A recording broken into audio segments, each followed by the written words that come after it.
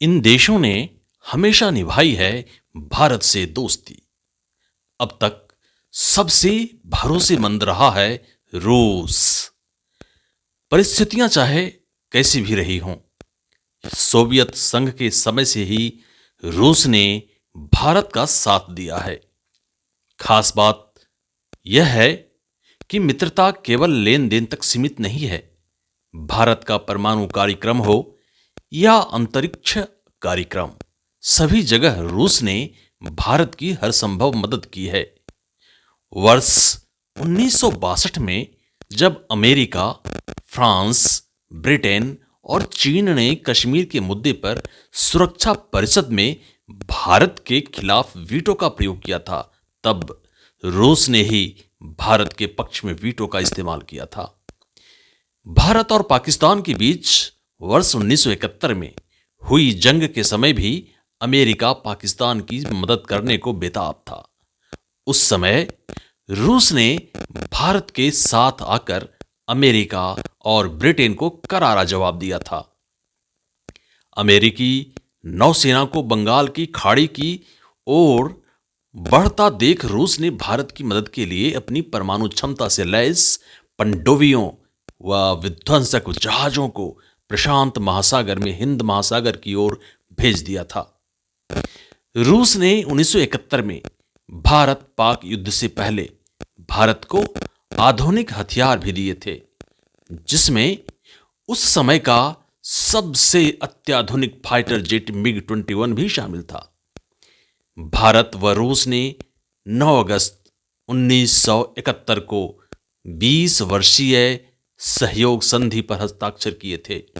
इनमें संप्रभुता के प्रति सम्मान और एक दूसरे के हितों का ध्यान रखना, अच्छा पड़ोसी बनना और शांतिपूर्ण वातावरण कायम करने जैसे मुद्दे शामिल थे।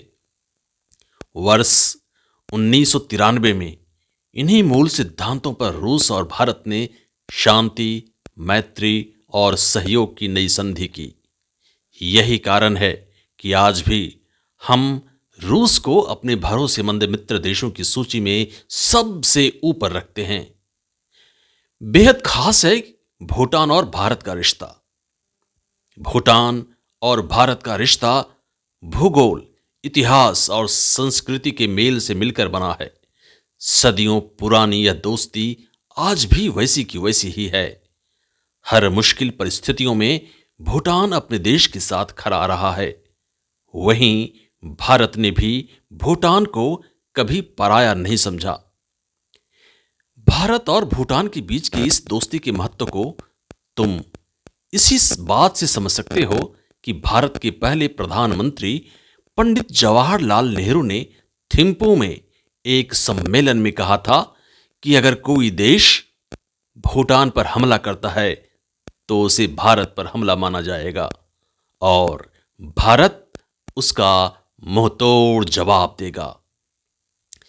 इतना ही नहीं, भारत में यह रिवाज रहा है कि भारत के लगभग सभी प्रधानमंत्री अपने कार्यकाल में कम से कम एक बार भूटान का दौरा जरूर करते हैं।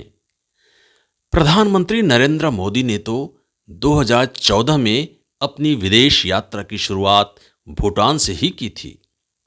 इसके अलावा 2019 में दूसरे कार्यकाल में भी वे भूटान का दौरा कर चुके हैं।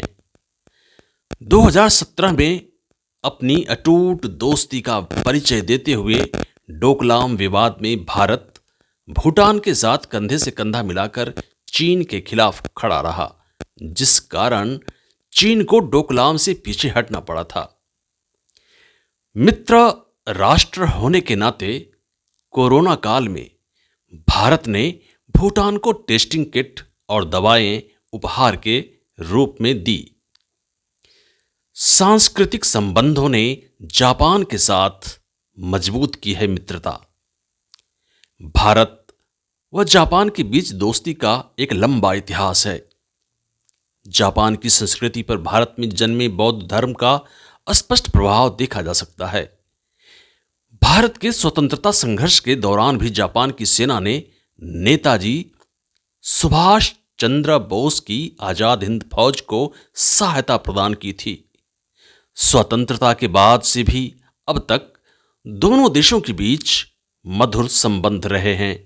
जापान की कई कंपनियां जैसे सोनी, टोयोटा, होंडा, सुजुकी इत्यादि ने भारत में अपने प्लांट स्थापित करके हमारे देश के आर्थिक विकास में योगदान दिया है। इसके अलावा जापान ने मेट्रो रेल जैसी परियोजनाओं के लिए भारत को टेक्नोलॉजी भी प्रदान किया है। भारत ने भी समय समय पर जापान की मदद की है। कई मोर्चों पर एक साथ मिलकर लड़े हैं इजराइल, भारत। इजराइल अपने देश का एक पुराना दोस्त रहा है। इजराइल ने कई अहम मौके पर भारत की मदद की है। भारत ने 1950 में ही इजराइल को एक देश के तौर पर मान्यता दे दी थी। इस्राएली सैन्य उपकरणों व हथियारों का भी हमारा देश बड़ा खरीदार है।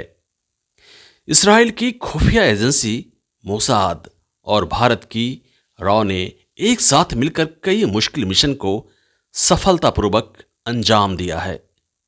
भौगोलिक रूप से इस्राएल एक छोटा सा देश है, लेकिन तकनीक के मामले में वह अग्रणी देशों में शामिल है। खेती की आधुनिक तकनीक, साइबर सुरक्षा आदि क्षेत्र में भारत को इस्राएल से मदद मिल रही है। इधर हाल के वर्षों में भारत ने एक नया मित्र खोज लिया है, जिसका नाम है अमेरिका।